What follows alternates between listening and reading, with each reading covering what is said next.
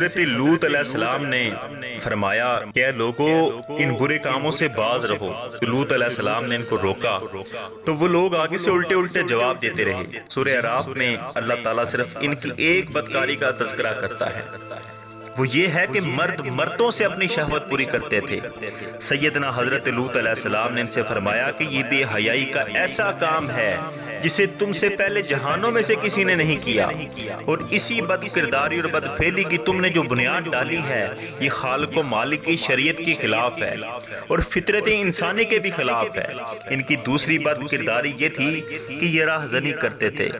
سورہ عنکبوت میں وَتَقْطَعُونَ السَّبِيلَ، سورہ شعراء میں فرمایا کہ تم سارے جہانوں میں سے مردوں کے پاس آتے ہو، اور جو اللہ تعالیٰ نے تمہارے لیے پیدا کیا ہے یعنی تمہاری بیویاں، تم ان کو چھوڑ دیتے ہو، ان کو چھوڑتے ہو، بلکہ تم حد سے گزر جانے والے لوگ ہو۔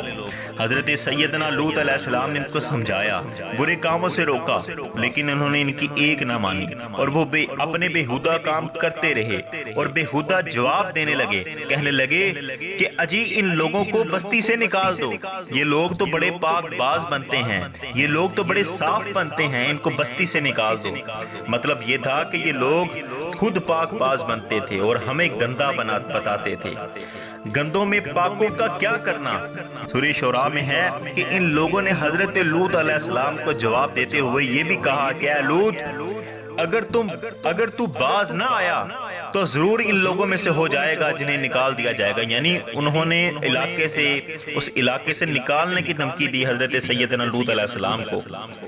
حضرت لوط علیہ السلام نے فرمایا کہ میں تمہارے اعمال سے بغض رکھنے والا ہوں، یعنی جو تم کرتے ہو وہ مجھے پسند نہیں، نہ میں اس کو پسند کرتا ہوں۔ وہ لوگ اپنی بےہودگی اور بے حیائی پر اڑے رہے اور کمال بےہودگی کرتے رہے اور ڈھٹائی کے ساتھ کرتے رہے، اور انہوں نے کہا کہ اے لوط اگر تو سچا ہے تو اللہ کا عذاب لے آ، جیسا کہ سورہ عنکبوت میں ہے کہ آخر ان پر عذاب آ گیا اور انہیں منہ مانگی مراد مل گئی۔ یعنی وہ جس عذاب کا تذکرہ کرتے تھے، حضرت لوط علیہ السلام سے کہتے تھے کہ اے لوط تو عذاب لے آ، تو اللہ تعالیٰ نے وہ عذاب ان تک پہنچا دیا۔ سورہ انعام میں فرمایا، سورہ نمل میں بھی ایسا ہی فرمایا کہ ہم نے ان پر بڑی بارش برسا دی، اور سورہ عنکبوت میں فرمایا کہ ہم اس بستی والوں پر آسمان سے عذاب نازل کرنے والے ہیں اور اس سبب کہ وہ بدکاری کرتے ہیں۔ یہ کیا عذاب تھا، یہ کیسی بارش تھی کہ اس کے بارے میں سورہ ہود میں فرمایا، یعنی اس بارش کا منظر کیسا تھا، وہ عذاب کتنا شدید تھا۔ اللہ تعالیٰ فرماتے ہیں، قرآن پاک میں فرماتے ہیں، سو جب ہمارا حکم آیا اور ہم نے زمین کے اوپر والے حصے کو نیچے والا حصہ کر دیا اور ہم نے اس زمین پر کنکر کے پتھروں کی بارش برسا دی جو لگاتار گر رہے تھے اور آپ کے رب کے پاس سے نشان لگے ہوئے تھے۔ یعنی وہ پتھر اللہ تعالیٰ کی طرف سے ان پر نشاندہی تھی اور وہ آسمان کی طرف ان لوگوں پر برسائے گئے۔ سورہ حجر میں بھی اس بات کا ذکر ہے، سو پکڑ لیا ان کو چیخ نے سورج نکلتے نکلتے، سو کر دیا ہم نے ان کے اوپر والے حصے کو نیچے والا حصہ اور برسا دیے ہم نے ان پر کنکر کے پتھر۔ اور ان سب آیات کو ملانے سے معلوم ہوا کہ حضرت لوط علیہ السلام کی قوم پر تینوں طرح کے عذاب آئے، چیخ نے بھی پکڑا، ان کے سر زمین کا تختہ بھی الٹ دیا گیا اور ان پر پتھر بھی برسائے گئے۔ ان کی بستیوں کو سورہ برات میں ہے، ان کی بستیوں کو یعنی الٹا کر دیا گیا، ان کی بستیوں کو اجاڑ دیا گیا۔ جب حضرت لوط علیہ السلام کی قوم کو ہلاک کرنے کے لیے فرشتے آئے تو پہلے حضرت ابراہیم علیہ السلام کے پاس پہنچے۔ ان کی مہمانی کا انتظام کرنے کے بعد حضرت ابراہیم علیہ السلام نے فرمایا کہ آپ حضرات کیوں بھیجے گئے ہیں؟ سورہ اریات میں اس کا ذکر ہے کہ انہوں نے جواب میں کہا، جب حضرت ابراہیم علیہ السلام نے پوچھا کہ آپ لوگوں کو کیوں بھیجا گیا ہے، آپ کو کیوں بھیجا گیا، تو انہوں نے جواب میں کہا کہ بلا شبہ ہم مجرم قوم کی طرف بھیجے گئے ہیں، یعنی وہ قوم جو اپنے نبی کے حکم سے روگردانی کرتی ہے، اللہ کے حکم سے روگردانی کرتی ہے اور اللہ کی نافرمانی کرتی ہے، کہ بلا شبہ ہم مجرم قوم کی طرف بھیجے گئے ہیں تاکہ ان پر مٹی کے پتھر برسائیں جس پر نشان لگے ہوئے ہیں تیرے رب کے پاس بے حد تجاوز کرنے والوں کے لیے سو نکال دیا ہم نے جو ان میں ایمان والے تھے، بس ہم نے ان میں سے ایک گھر کے سوا کوئی گھر مسلمانوں کا نہیں پایا۔ حضرت لوط علیہ السلام نے بہت محنت کی، حق کی بات بتائی، لوگوں کو حق کی طرف بلایا اور ایمان لانے کی طرف لوگوں کو بہت دعوت دی، لیکن قوم میں سے کوئی شخص بھی مسلمان نہ ہوا اور اپنی بےہودہ حرکتوں میں لگے رہے۔ البتہ ان کے گھر کے لوگ مسلمان ہو گئے لیکن ان کی بیوی مسلمان نہ ہوئی تھی۔ مسلمان ہونے والی لڑکیاں تھیں اور ان کو اسی کو فرمایا کہ گھر کے سوا کسی کو مسلمان نہ پایا، لہٰذا ہم نے ان کو تباہ و برباد کر دیا۔ سو ہم نے نجات دی لوط کو اور اس کے گھر کے لوگوں کو سوائے اس کی بیوی کے، یہ باقی رہ جانے والوں سے تھی، یعنی جو اہل ایمان بستیوں سے نکال دیے گئے تھے